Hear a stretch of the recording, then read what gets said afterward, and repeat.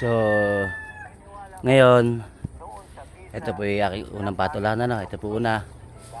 Ayan, ang dami pa rin po ng bunga niya. Ah, ito po yung una. Ngayon, may mga... so ngayon, may mga itinatanim na po tayong bago. Ilang araw lang gumandang panahon, umulan, ganyan, init.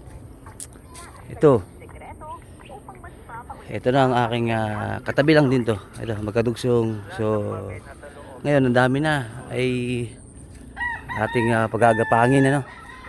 Tulad po na ito, pinagapang ko din po, may mga sili pa rin diyan. So ito, tingnan natin. Yan, ang dami ko na pong pinagapang. Dahil gumagapang na sa lupa po. Ayan, patola po yan, patola. Ayan, patola po yan.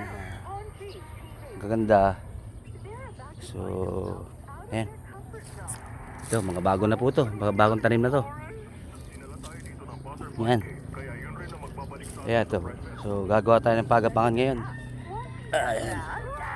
Ayan, tatayo natin yan para gumapang na maayos. Ayan, o. Alam nyo, kaya nagusto ako magtanim ng patola. Kamay na kamay ko na po ito. Tsaka ang buhay niya matagal.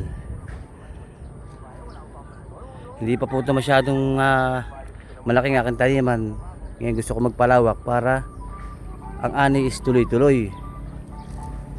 Ito halos araw-araw naman po na ani tayo. Pero mas maganda po yung madami. At mas maganda ang kita. Ano po? Ito po yung mga bago. Ito po yung bagong tanim ko. May mga buko na naman. Dami yan. Bali, bagong patanim ko po ito. Bagong pagawa ng pagapangan or trellis ng mga ating patulahan.